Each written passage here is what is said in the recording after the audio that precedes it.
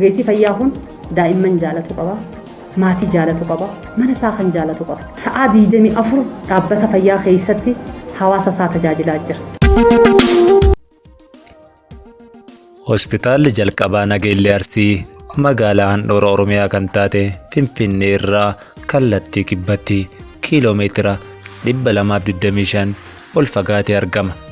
Fedhii hawaasaa bu'uura godhachuun mootummaan naannoo Oromiyaa hospitaala jalqabaa kana ijaarsisuun kan eebbisiise Gurraandhala 21 bara 2011 ture. Guyyaa eebba hospitaala kanarratti argamuun kan eebbisiisan itti aantu pirezidaantii naannoo Oromiyaa duraanii kan turan Aadde Xayyibaa Saniiti. Hospitaalli jalqabaa Nageellee Arsii komii hawaasaa duraan turan bu'uura irraa furuudhaan yeroo ammaa giddugala muuxannoo gaggaarii ta'uun tajaajila hunda galeessa kennaa jiraachuu hojii geggeessaa olaanaa hospitaala jalqabaa Nageellee Arsii kan ta'an obbo Hidatoo Badhaanee haala kanaan nuuf ibsanii jiru.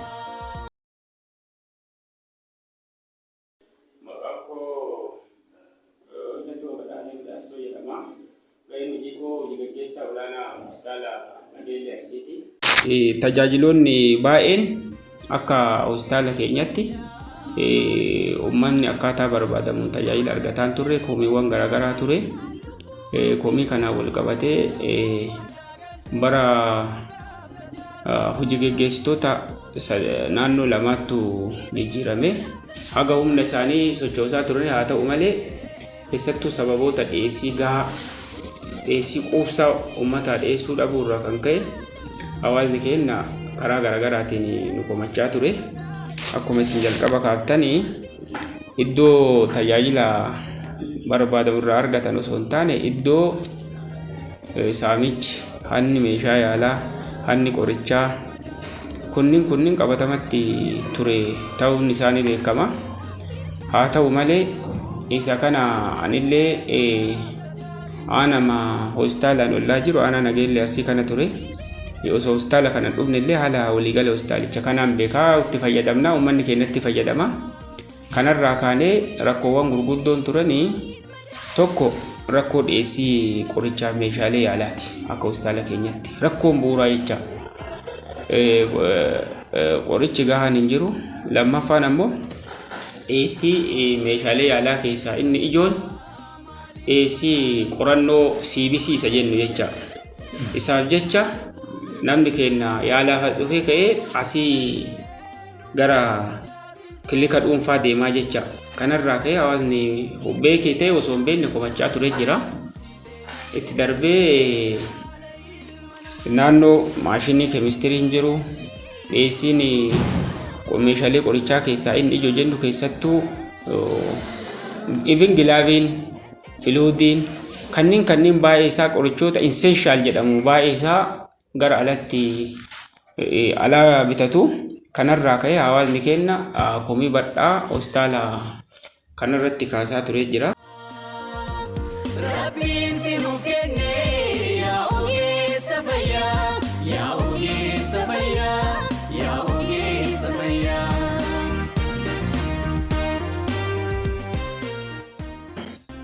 Isa kana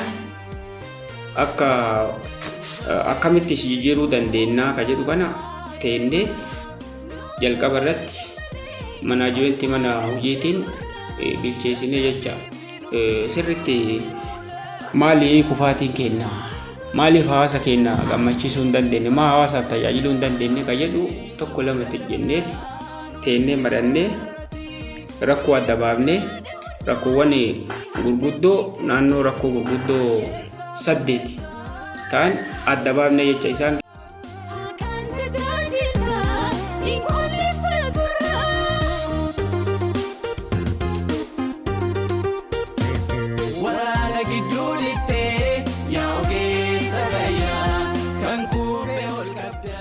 keessaa tokko rakkoo qindoominaa. Qindoominni manaajimentii fi hojjetaa jidduun jiru, hojjetaa jidduun jiru, manaajimentii jidduun jiru. Akkasumas hospitaalaa fi boordii jidduu qindoominni jirus laafaa ta'uu mariin boordii horee hooggansaa kan hin jirre ta'uu isaati. Harcaati badhaa akka qabu ta'uu isaa. Akkasumas mariin ummataa, mariin hojjetaa waliigalaatiif miseensa manaajimentii kan hin jirre ta'uu kun rakkoo jalqabaati jechaadha. Inni lammaffaan rakkoo dhiyeessiiti. Sadaffaan rakkoo guddaan rakkoo bishaaniiti. Hospitaalli ijaarame malee bishaan boolla gadi fagoo qabu. Sababa bishaaniitiif qofa haawwaleen teenna kan asitti osoo ogeessi olaanaan ispeeshaalistoonni jiran hospitaalota ollaatitti riferii goonaa jecha.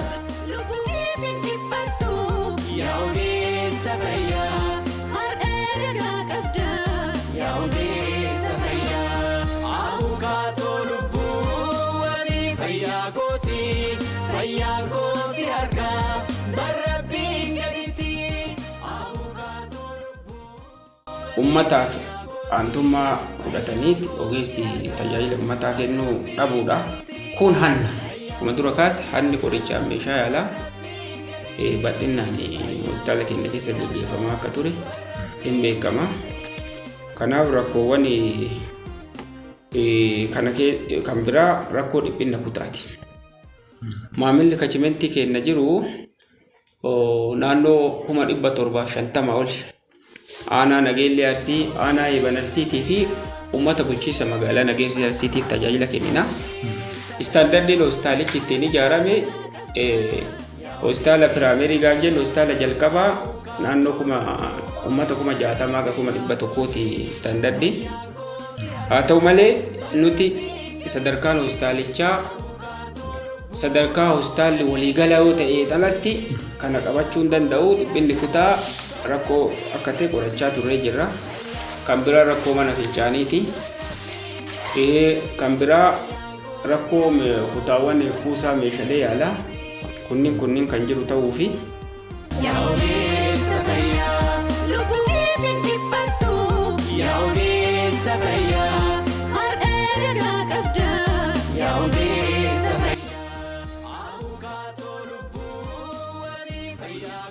Hospitaala jalqaba Nageellee Arsiitti Daayireektara meedikaalaa kan ta'an Dr. Taamiraat Mulgeetaa yaada nuuf kaasaniin rakkoon ijoon kanaan dura turan adda erga baasneetii madda alaa fi keessaa sochoosuudhaan dhiyeessii meeshaalee fi qorichoota irratti hojiin hojjetame bu'aa argameef madda jedhanii jiru.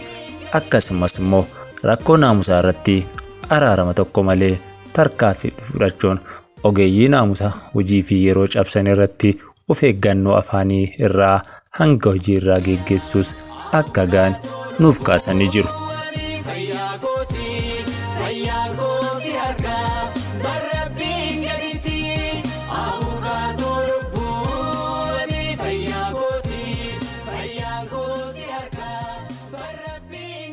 Ogeessa hordoffii dhimmoota naamusaa fi farra malaammaltummaa hospitaalaa kan ta'an obbo Fayyisaa Oyyeessoo akka nuun jedhanitti dhimma naamusaa wal qabatee ogeeyyii yeroo fi ogummaa isaanii hin kabajne irratti araarama tokko malee tarkaanfii fudhachaa turre jedhani.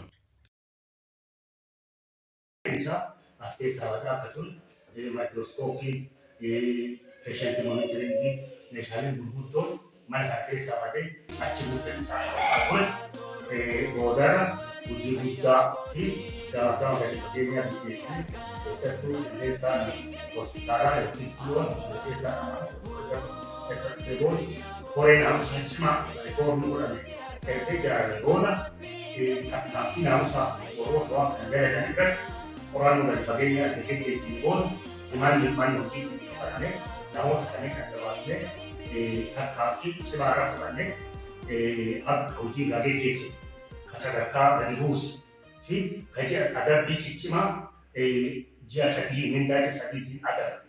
Erga kunniin ta'ame booda baay'ee jijjiirama guddaa dhufee jira.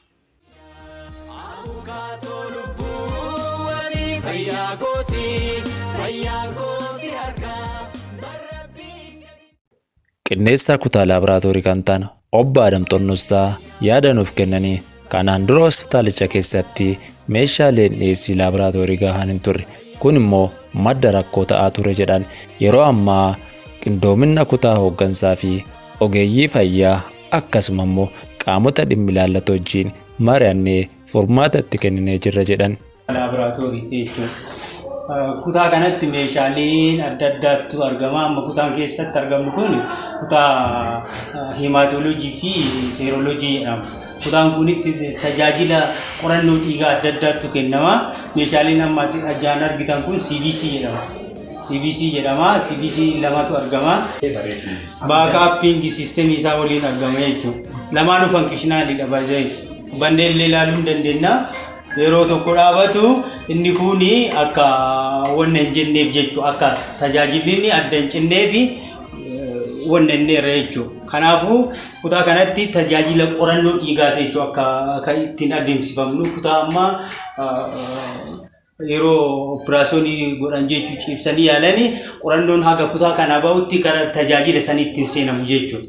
Wanna kutaa kanatti bara 2014 irraa osoo trendii jiru osoo kaastee ilaaltee haalli hawaasni gara aadaa ittiin deemee amma waraabessaan nyaatamu ga'etu jira jechuudha. Dhiyeessiin dhabamuu isaa irraa kan ka'een hawaasni qorannoo kana alatti argachuuf gara alatti halkan keessa qixxee gara alatti ergamaa dhufeetiin akkamiin alannuu ergitan jedhaa nufaanaayyuu haalli itti walitti bu'aa tureera jechuudha. Amma hoggansa erga jijjiirame booda bara 2014 irratti qajeelatti maaltu godhame meeshaaleen kunniin bitame meeshaaleen qofti bitamuun gaadhaa miti jechuudha. Dhiyeessiin isa faanaa jiraachuu qaba. Dhiyeessiin amma fakkeenyaaf meeshaaleen kunniin daayiloontii jedhama jechuudha. Daayiloontii kanaan alas as keessallee kabraa laayizoon jedhamu jira jechuudha. Wanta sidinqaa bara kanniin bara 2014 irraa kaasee hamma ammaatti sa'aatii 3 qofaaf adda cite jechuudha. Amma qaamni biraa supervision yeroo dhufu akkamitti dhaabbata mootummaa keessatti sa'aatii 3 adda cittee jedhaatiin si morman. Nu garuu sirna ittiin to'annu qabna beekee biin kaardii siistemii onna jedhamu jira. Istoorii keenyatti isaan to'annaa dhiyeessii ammoo haala dhiyeessiin ittiin gaafatamu IFRR onna jedhamu jira isaan gaafannaa. Nu istookiin percentiin 25 osoo harka keenya irra jiru gaafanne jechuudha. Yeroo sanii haala kanaan dhiyeessine adda citeen beeku amma yoo ilaalte iddoo biraarraa rifariin gaa'utiin hin jiru jechuudha. Tajaajila kanaaf jedhamee hawaasni gara sirni ittiin deemullee hin jiru. Dhiyeessiin bitamee wanneedha amma dhiyeessiin wal qabatee rakkoon hin jiru wanne.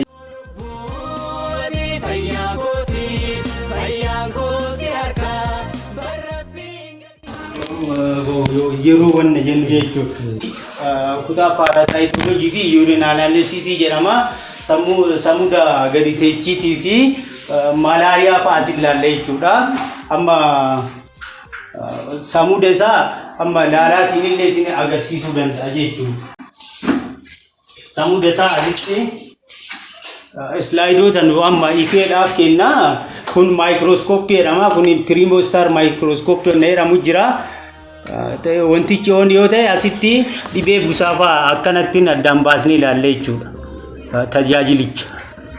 Kanaaf kutaa kanatti illee amma yeroo kiroosmajiyoon jedhamu jira operaasyooniidhaaf dhiigallee sirni ittiin addaan baasnu kutaa kanatti argama jechuudha. Kutaa kanatti jechuudha. Asiin ammoo kan agartanii keemistirii A25 baayosiistemii meeshaa jedhamu jira. Inni illee ittiin dalagaa jechuudha fankishinaaliidha.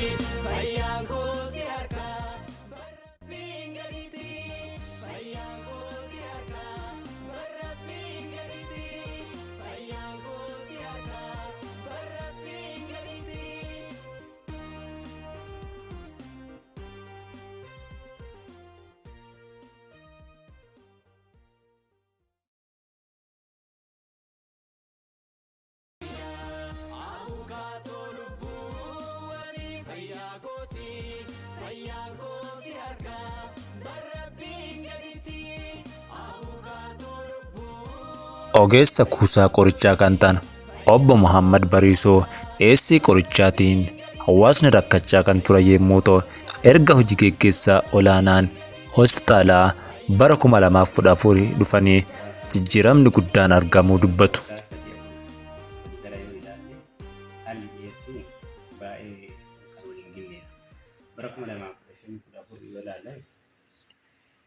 Parsantii 50-70 bara 2016 immoo parsantii 96 tuqaa ishee nurra geenyeerra ammaan tana dhiyeessii qorichaa jechuudha. jechuun kana baajata jechuudha. Kallattii baajataatiin piroogiraama illee akkasumatti jirra. Kallattiin kun immoo akkuma argitan antiibiyootikiidha. Baajata dhiyeessii bittaadhaan kan dhiyaatudha. Piroogiraamaadhaan afarrarree guutuudhaan jechuudha. Waajjira fayyaa irraa kan dhiyaatu biiroo fayyaa oromiyaa irraa illee yeroo tokko tokko nu dhiyaata. Kallattiin gamanaa akkuma jirutti bittaadhaan kan dhiyaatu. Fakkeenyaaf isin baate setiraa bittaa qofaan 3,640 qabna amma stiil ammaan tanatti jechuudha. Baalaansiin keenya kan agarsiisu jechuudha. Fakkeenyaaf guyyaa 30-11tti 2,000 binnee guyyaa 20-12-16tti 2,000 binnee akkasumaan baalaansiin keenya immoo 400 baay'eeraa PD fi OMGS akkasuma antibaayotikoota baay'ee ariifii qabna jechuudha. Hanqina gabaan ol ka'iinsa gabaati. Fakkeenyaaf dhaabbata ibsaadhaan bitama. Istookawutii dhaabbata ibsaadhaa yoo dhaban dirqama alaa bitamuu qaba yookiin hoolseelarii abbaa dhuunfaa irraa jechuudha. Hoolseelarii abbaa dhuunfaa irratti qorichi xiqqoosii ol ka'a gatii isaanii kan mootummaataan garagara jechuudha. Yeroo kana rakkinni achirra xiqqoo nama mudatu gatiin ol ka'iinsi isaa yoo argame malee haalli dhiyeessii baay'ee gaariidha. Kurmaana kan eegganne kurmaana isaatiin eeggamaa kan bitamuu fi kurmaana keessatti illee haala gaariin kan bitamaa jiru jechuudha. Eejentiin laaboraatoorii dhiyeessii sappilaayii irratti qorichoota qofa miti fayyaa koosi harkaa barrabbiin gaditti abukaatoo lubbuuni fayyaa koosi harkaa barrabbiin gaditti fayyaa koosi harkaa barrabbiin gaditti fayyaa koosi harkaa barrabbiin gaditti haala gaarii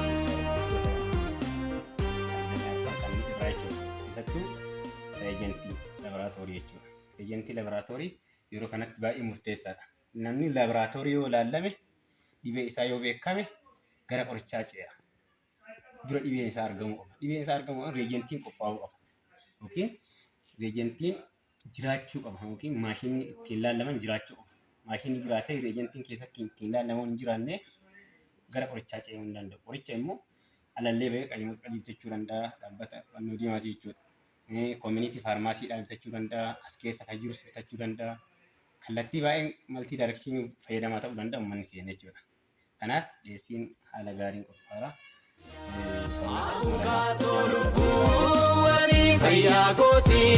Fayyaa koosi harkaa barrabbiin gaditti abukaatoo lubbuuni fayyaa kooti.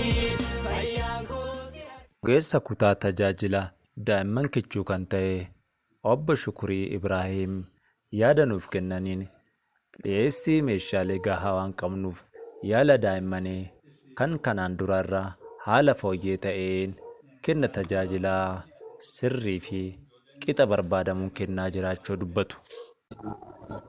Kana dura manni kun asin turre ni kun ijoolleen daa'imman asitti yaalaman turre gargaarsa peedaadshaanii as dhufteeni manni kun duraanii asin turre daa'imni asitti dhalatee gana asii fuudhanii daa'imni asitti yaalamu haati as turtii asii gara kuyyaraatti rifar godhanii achitti yaalamaa ture jechuudha.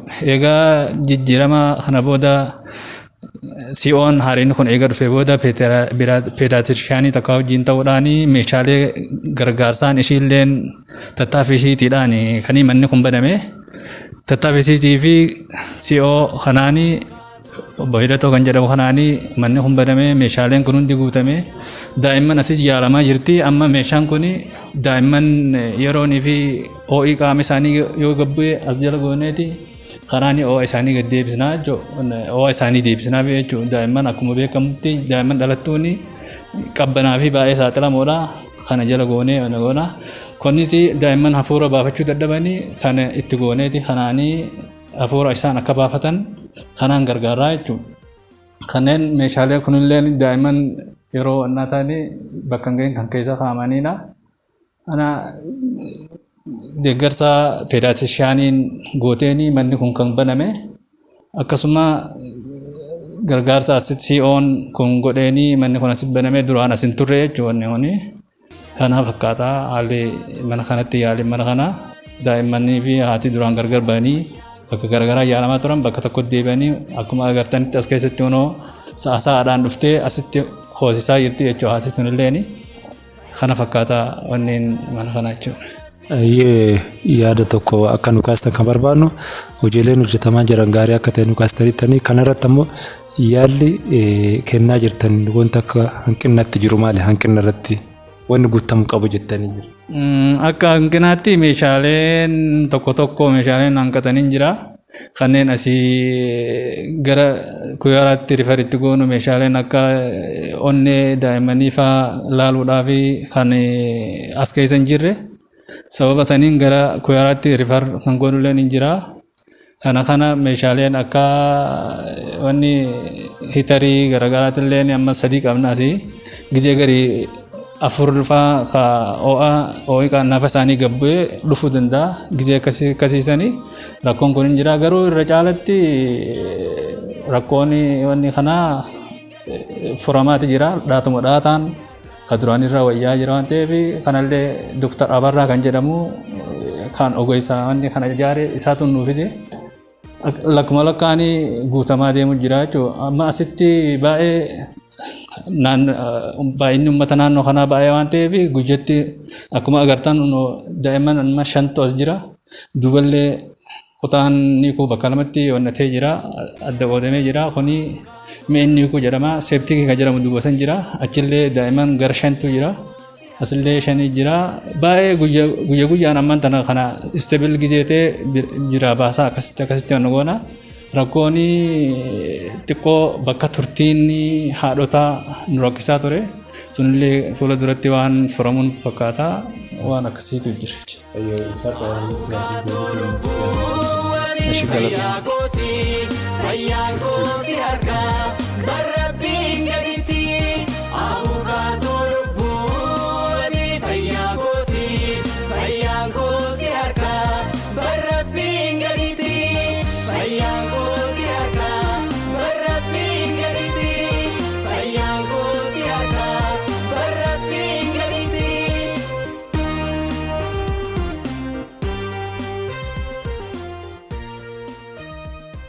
Tajaajilli isaanii kennamaa garuu iyyuu mishaa akka mishaa jiranii rakkinni qara irraan baay'illee rabbi irraa baasee akka mishaa jirra galanni isaa ga'u.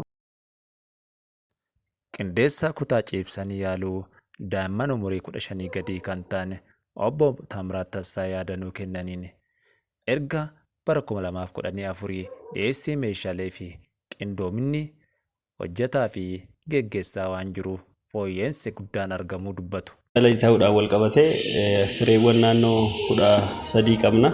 Isaan kanatti akka argitan kanatti dhukkubsatootaa fi daa'imman naannoo kanaatiif kunuunsa laachaati kan jiru ta'uu isaati.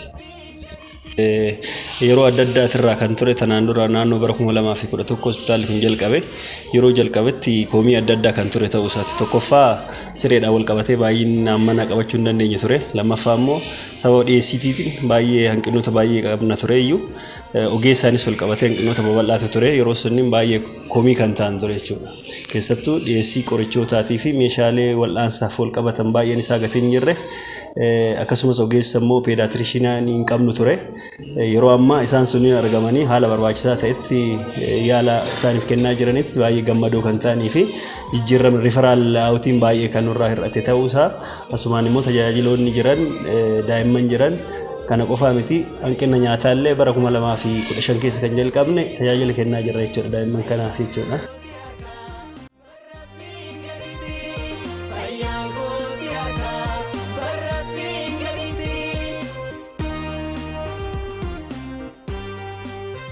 Hospitaala jalqaba Nageellee Arsiitti hojiilee kenna tajaajila fayyaa birattis hojiilee muuxannoo gaggaarii ta'uu danda'an hojjetamaa jira.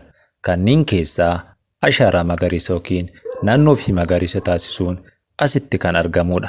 Gama biraatiinis ammoo biqiltuuwwanii fi mukkeen gaaddisaaf ta'an hedduun dallawa kana keessatti argamu. Kan nama raaja ammoo dallawa kana keessatti muuxannoo gaarii fi guddaa jennee kan yaadnu iddoo hawaasni itti boqotudha. Iddoon kun kutaa boqonnaa hawaasaa qofa osoo hin taane dhaddacha araaraa ta'ee tajaajila jedhama.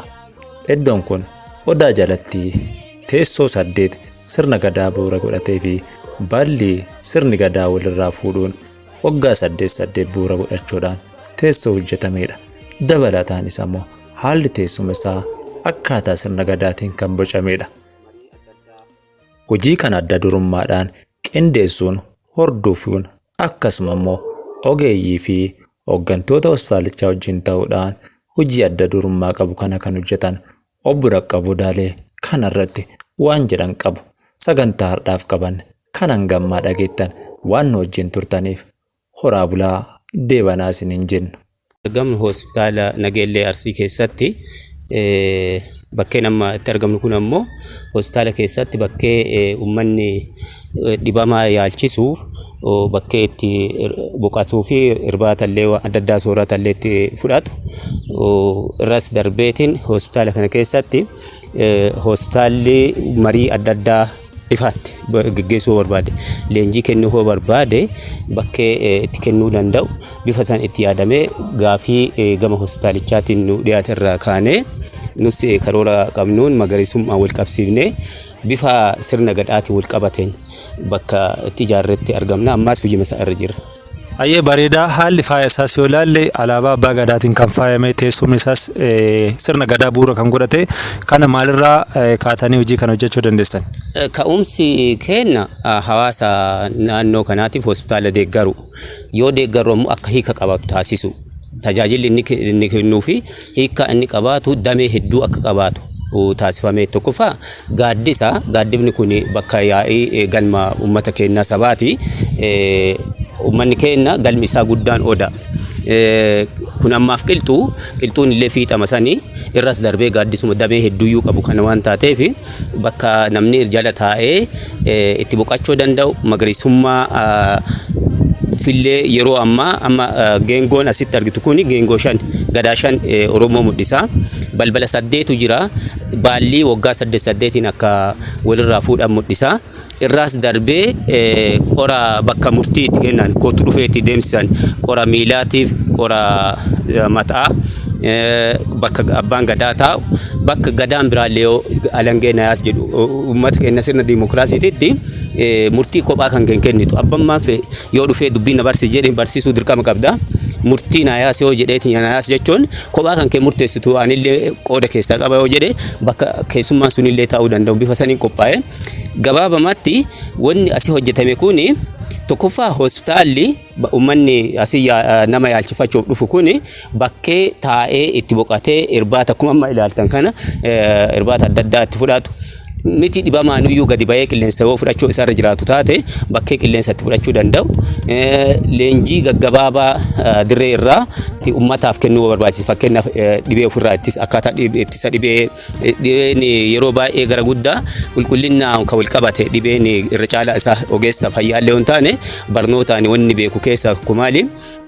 Dhibee jalqabarra ofirraa ittisuu danda'amu namni ofumaa isaatii sababa qulqullina dhabiisaatiin of eeggannoo dhabiisaatiin wanni akkasii ta'a. Leenjii uummanumti nama yaalchisuuf dhufe kuni attamiin dhibee ofirraa ittisuu danda'a. Namni tokko dhibamee mana yaalaa deemuun duratti ofii oduu yaalamne malata ofii isaatii akka dhibamne dhibee ofirraa ittisuu irraa jiraatu waan taateef an uumamumaa jalqabuma kiyyaayyuu yeroo diqqaallee ta'eetiin jedhee wanni nuti afaan ittiin baqaffadhi waa sadii tokko akkaataa dhibee ofirraa ittisan dabalata sadarkaa tokkoffaa ta'e lammeessoo dubartiin barachuu qabdii ka jedhu sadeessoo dhadhoolli hin barbaachisu. Kanumaafuu waan dur hennaa daa'ima ta'eetiin jedhe akkaataa dhibee ofirraa ittisan qulqullina ofii eeggachuuf nyaata hennaa bilcheeffatan nyaata hennaa dhiyeessan wanni nyaata itti bilcheessan fakkeenya yeroo itti fayyadamaa ture tokkotu jira. Namni tokko aanan fudhatee tiisifni aanan keessaa bu'eetiin jedhe aanan san maal godhanii aanan looniin jisuun tiisisa keessaa fuudhan booda yoo dhibame sa'a san gurguran.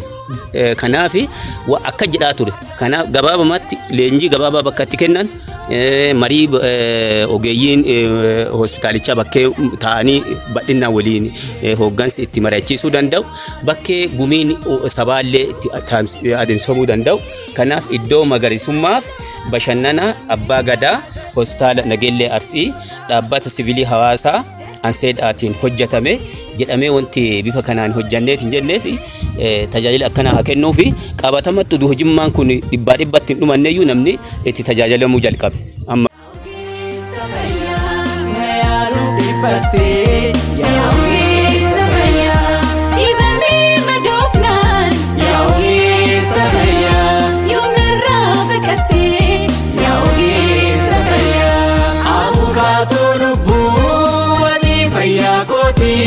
Fayyaan koo si harkaa barrabbiin gaditti abukaatoo lubbuu ani fayyaa kooti fayyaan koo si harkaa barrabbiin gaditti.